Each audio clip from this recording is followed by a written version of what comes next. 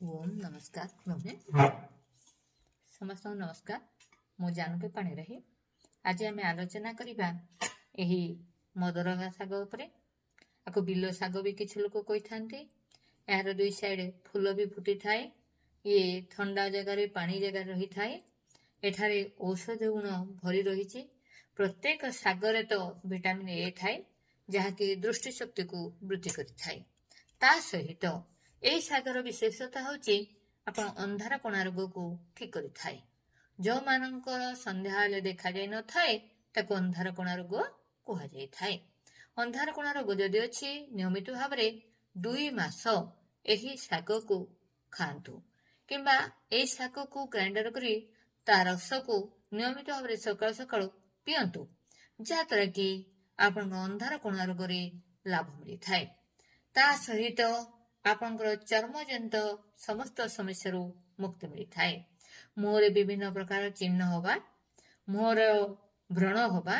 ये सब समस्या दूर होता है आ रस को पीवा द्वारा किंबा ए शाग को नियमित खाइबा द्वारा किंबा ए शाग को आप सिझेकी ता पानी भी अल्प परिमाण रे नियमित भाव पियंती ताहले भी आपको विशेष लाभ मिली थाए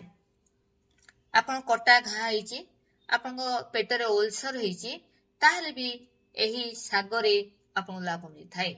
ओल्सर जदि होईची नियमित भाव रे शाग को खांतु शाग जदि खाउछन 2 मास कंटिन्यूअस नियमित रखत कारण साइड इफेक्ट किछि नै ये शाग आराम रे आपको खाई परिबे आर रस को भी आपन फुटे की पी परिबे किंबा आपनकर पत्र सिझेकरी ता पानी को भी सुपकारे नहीं परिबे जहाद्वारा कि आपन बहुत लाभ मिली थाए आपन ओल्सर को ठीक कर थाए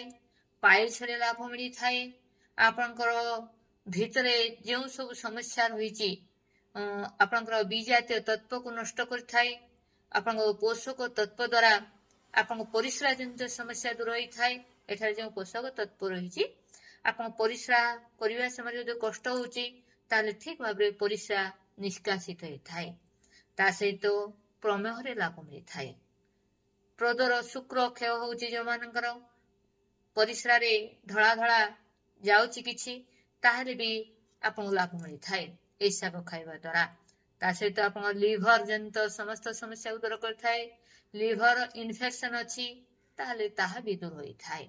ता सहित आपन रोग प्रतिरोधक शक्ति को वृद्धि करि थाए जा द्वारा कि कैंसर जीवाणु नष्ट होई थाए आउ आपनकर जो मान को डायबिटीज अच्छी से भी नियमित खाइबा द्वारा आपन डायबिटीज रे लाभ मिली थाए दृष्टि शक्ति वृद्धि थाए मुंड को ठंडा रखी थाए हाथ जला पाद जला रे आपन लाभ मिली थाए एही मुंड आपन बाल जदि झड़ुची आजिकल बहुत बड़ समस्या बाल झड़ीबा केश पतला हवा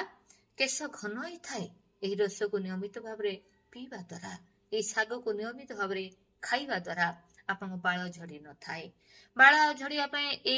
रस को बाहर करिवे से रस बाहर कर सारला परे ताहिरे आपण नडिया तेल रे पकेकरी फुटेकरी आपण रखंतु से पानी अंश जतले मरी जिवो सेही तेल को आपण नियमित भाव रे लगांतु देखिबे आपन बाल घन होई थाए आ आपन बाल झड़ी न थाए ए होची मदरंग शाग निद्राहीनता को दूर कर थाए स्मरण शक्ति को वृद्धि कर थाए जे मान निद आसुने से माने ए शाग को नियमित भाव खांतु किंबा आपन ए रस को नियमित भाव रे पियंतु जहाद्वारा कि आपन को बहुत लाभ मिली थाए हेपाटाइटिस ए बी सी बा जेंडिस रे भी आपन बहुत लाभ मिली थाए एही रस को नियमित भाव रे किछि दिन पियंती ताहले आपन सेही जेंडिस दूर होई थाए शरीर जंत्रणा को दूर करि थाए आपन शरीर रे बयस होला परे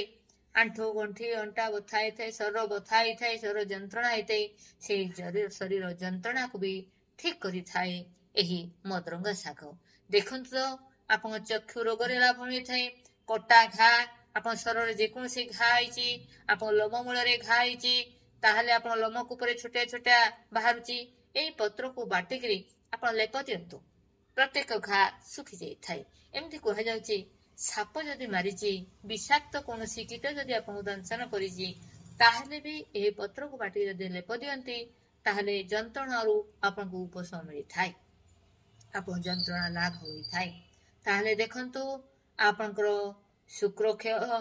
ଲାଭ ମିଳିଥାଏ, ମଧୁମେହରେ ଲାଭ ମିଳିଥାଏ, ନିଦ୍ରାହୀନତା ଦୂର ହୋଇଥାଏ, ଆପଣଙ୍କ ଅଲସରରେ ଲାଭ ମିଳିଥାଏ। ପେଟରେ ଯଦି ଅଲସର ହେଇଛି ତାହେଲେ ଆପଣଙ୍କୁ ଦୂର ହେଇଥାଏ। ଆପଣଙ୍କୁ ପୁରୁଷ ମାନଙ୍କର ଶକ୍ତିକୁ ବୃଦ୍ଧି କରିଥାଏ, ଯାହାଦ୍ୱାରା କି ଯେଉଁମାନଙ୍କର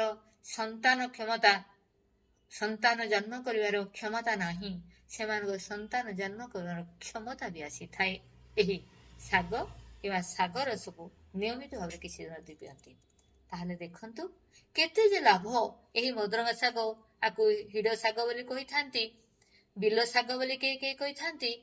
ଆଉ ଆମ ଏରିଆରେ ପ୍ରାୟ ସବୁ ଜାଗାରେ ଏହି ଶାଗକୁ ମିଳିଥାଏ। ତେଣୁ ଆମେ ଏହି ଶାଗକୁ ଦେଖିବା, ଚିହ୍ନିବା, ଆକୁ ନିୟମିତ ଭାବରେ ବ୍ୟବହାର କରିବା, ଆମ ଶରୀରକୁ ସୁସ୍ଥ ରଖିବା। ଭଗବାନଙ୍କର କୃପା, ଭଗବାନଙ୍କ ବରଦାନ ଏସବୁ ଆମେ କେବଳ ଜାଣିବା ଦରକାର। ତାହେଲେ ରହୁଛି ମୁଁ ଜାନକୀ ପାଣିଗ୍ରାହୀ। ନମସ୍କାର। ଆଜି ଏତିକି। ଓ